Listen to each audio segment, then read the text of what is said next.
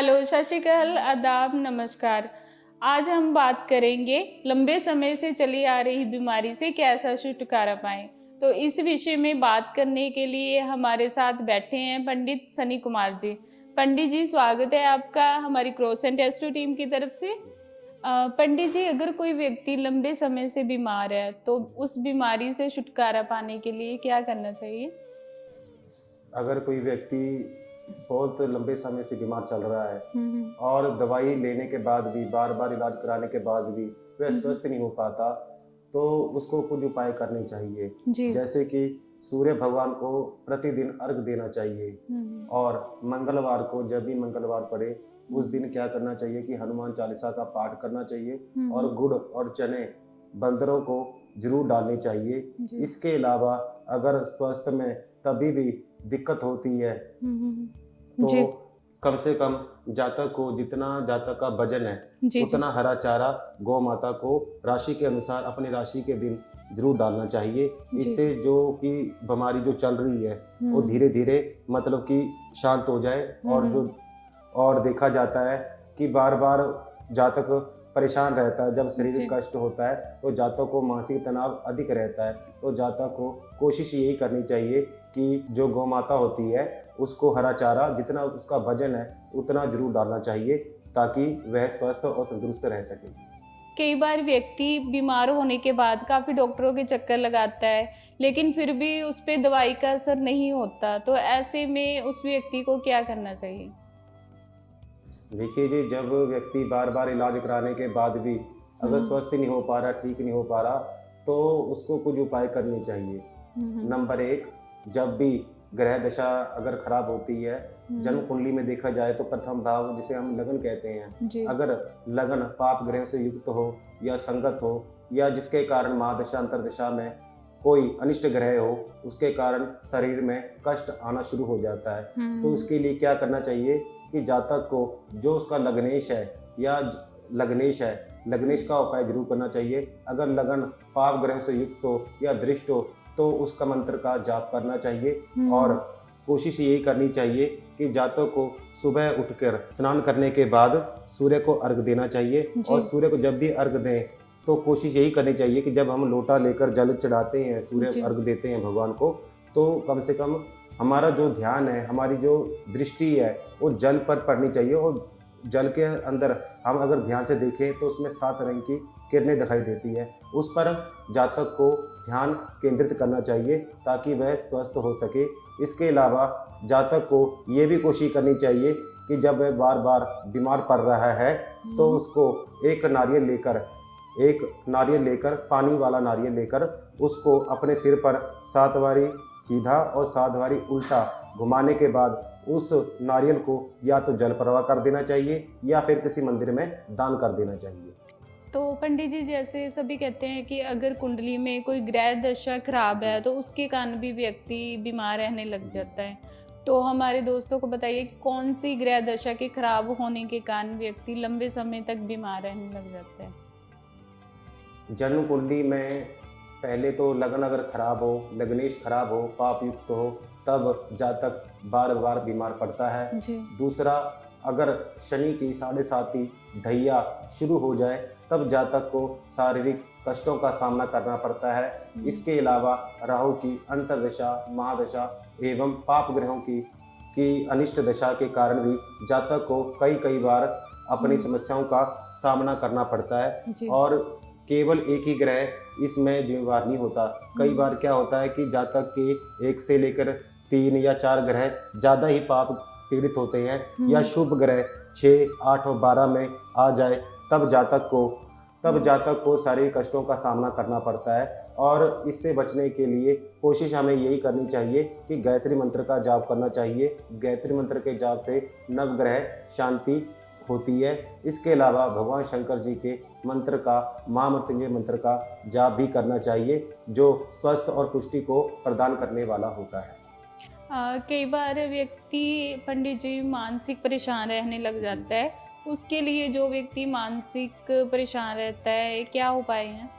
जातक अगर मानसिक तनाव से गुजर रहा है, उसे मानसिक तनाव हो रहा है, डिप्रेशन का शिकार हो रहा है, तो मान लीजिए कि उसकी जन्मपत्री में चंद्रमा खराब चल रहा है।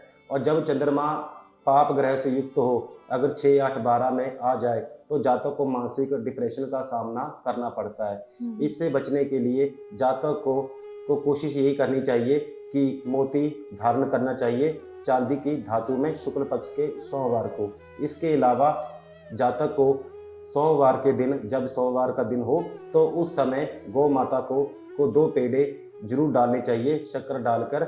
और ये कोशिश जरूर करनी चाहिए कि जब भी हम ये उपाय करते हैं मानसिक शांति के लिए, तो जातक को कांच के गिलास में दूध या पानी का सेवन नहीं करना चाहिए, क्योंकि जातक को कई बार ऐसी समस्याओं का सामना करने के कारण कई बार दिक्कत आ जाती है। तो कोशिश यही करनी चाहिए कि जातक को सुबह उठकर ब्रह्म मुहूर्त में ही स्नान करके सूर्य को अर्घ्य देना चाहिए, क्योंकि शास्त्र में बताया गया है कि जो जातक सूर्य को अर्घ्य देता है वह जातक कभी भी बीमार नहीं पड़ता। इसलिए सूर्य नारायण को जरूर अर्घ्य देना चाहिए। अगर कोई व्यक्ति नज़र दोष के कारण लंबे समय तक बीमार रहने लग जाए, तो ऐसी नज़र दोष को दूर करने के लिए क्या उपाय करने चाहिए? अगर जातक नज़र दोष के कारण बार बार पीड़ित हो रहा है, जिसके कारण उसको समस्याओं का सामना करना पड़ता है, तो जातक को ये कोशिश जरूर करनी चाहिए कि पहले तो उसे काला और नीले रंग का वस्त्र बिल्कुल ही धारण करना चाहिए। विशेषकर शनिवार को तो उसको नहीं पहनना चाहिए। दूसरा, उसको कोयले का दान या नारियल का दान शनिवार के दिन अवश्य करना चाहिए। मंगलवार के दिन, जब मंगलवार का दिन पड़े, उसको आँख की माला पर राम नाम सिंदूरी अक्षरों में लिखकर हनुमान जी को अर्पण करनी चाहिए। और प्रसाद में 2 केले हो सके तो हनुमान जी को चढ़ाने चाहिए। और जो तिलक है, हनुमान जी के दांव पर पैर का तिलक, वो मस्तक पर लगाकर प्रार्थना करनी चाहिए, निवेदन करना चाहिए कि वह स्वस्थ रह सकेंगे। पंडित जी, ऐसी कौन सी छोटी छोटी गलतियां हैं जिनके कारण हमारे फैमिली के सदस्य बीमार रहने लग जाते हैं? कई बार क्या होता है कि जातक जब बीमार पड़ता है, तो उसके साथ अगर एक बीमार पड़ता है तो सभी बीमार पड़ने शुरू हो जाते हैं धीरे धीरे जी। तो इसके कारण क्या होता है कि जातक का जो धन अर्जित करता है, जो अपनी महीने की जो भी इनकम होती है, वह सब दवाई में लगा देता है। जी। तो इसके कारण जातक को आर्थिक समस्याओं का सामना करना पड़ता है। जी जी। और कोशिश हमें ये करनी चाहिए कि घर के व्यक्ति जो सदस्य हैं वह बीमार ना पड़े, तो उनको कम से कम अवश्य एक उपाय करना चाहिए कि जब भी हम पोछा लगाते हैं तो घर में तो सेंधा नमक का ही पोछा लगाना चाहिए, जो नकारात्मकता को दूर कर सके। जी। नंबर 2, कि जब भी हम घर पर देखते हैं कि घर में किसी प्रकार की कोई गंदगी ना हो, घर स्वच्छ और साफ पवित्र बना रहे। और हम जब भी स्नान करते हैं तो स्नान करते समय हमें ये कोशिश ये करनी चाहिए कि जब भी हम स्नान करें तो उसमें थोड़ा सा गंगा जल बाल्टी में डालकर ओम नमः शिवाय का मन में 11 बार जाप करने के बाद उस जल से नहाना चाहिए, जिससे कि नकारात्मकता दूर हो सके।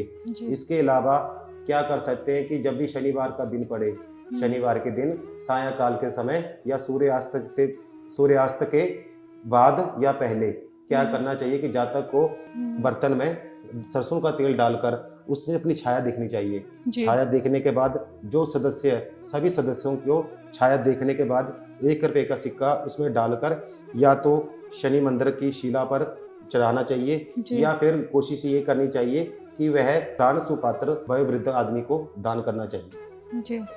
तो पंडित जी, जैसे अगर कोई व्यक्ति बीमार रहता है, उस टाइम में घर के सदस्यों को कौन सी पूजा या पाठ करना चाहिए कि घर के सभी जो मेंबर हैं वो स्वस्थ रहें? अगर घर के सभी सदस्य बीमार पड़ रहे हैं और उनको दवाई लगने के बाद भी बार बार जैसे दवाई खाते हैं, ठीक हो जाते हैं, फिर वैसे ही हो जाते हैं, तो उनको घर में पहले घर का शुद्धिकरण कराना चाहिए। घर का शुद्धिकरण के बाद कहा जाता है कि जातक को महीने में 1 बार कम से कम, जब भी ज्येष्ठ मतलब कि जो पहला मंगलवार होता है, तो उस समय सुंदरकांड का पाठ अवश्य करना चाहिए। और हो सके तो महामृत्युंजय मंत्र का जाप, जैसे कि ओम त्र्यंबकम यजामहे सुगंधिम पुष्टिवर्धनम उर्वारुकमिव बंधना मृत्युर्मुक्षीमामृता, इस मंत्र का जाप मंदिर में या घर के मंदिर में जाप करते रहना चाहिए। और कोशिश ये करनी चाहिए कि जब हम ये जाप कर रहे हो तो हमारा ध्यान भगवान शंकर के चरणों में हो। और जातक को ये भी ध्यान रखना चाहिए कि जातक जब भगवान शंकर के मंत्र का जाप करता हो तो उस समय अपना ध्यान और मन को एकाग्र करके शिव नाम की स्तुति करनी चाहिए और रुद्राक्ष 5 मुखी रुद्राक्ष लाल धागे में धारण करना चाहिए, ताकि जो अगर जातक को किसी प्रकार की शारीरिक कष्ट या मानसिक तनाव है उससे उसको मुक्ति प्राप्त हो सके। ठीक है।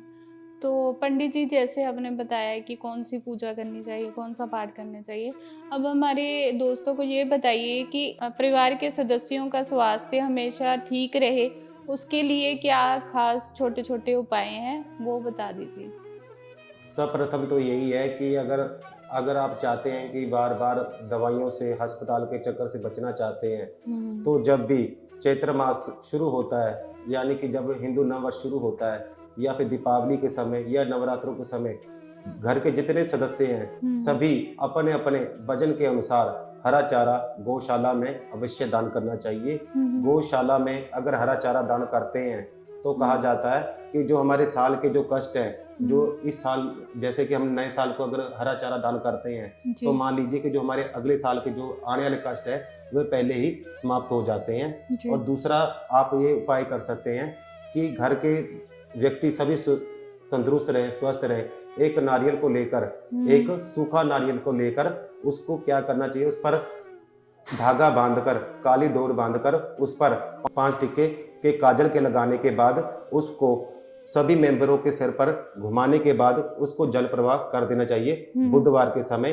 तीसरा उपाय ये हो सकता है कि जब भी लगे कि घर में किसी प्रकार का कोई दोष चल रहा है या जिसके कारण सभी स्वस्थ नहीं हो पा रहे हैं, तो कम से कम कोशिश ये करनी चाहिए कि महीने में या 6 महीने में या साल में रामायण जी का, रामचरितमानस का पाठ करना चाहिए, या फिर घर में छोटा मोटा हवन अवश्य होता रहना चाहिए, जिससे घर में नकारात्मकता दूर हो और घर के सभी व्यक्ति तंदुरुस्त रहे। इसके अलावा एक और उपाय कर सकते हैं कि जो व्यक्ति बीमार पड़ रहा हो, उसको बार बार दवाई नहीं लग रही है, उसको क्या करना चाहिए कि एक काशी की कोली में मैं सरसों का तेल डालकर उसमें एक सिक्का डालकर हो सके तो किसी शाम के समय किसी वयोवृद्ध ब्राह्मण को दान करना चाहिए।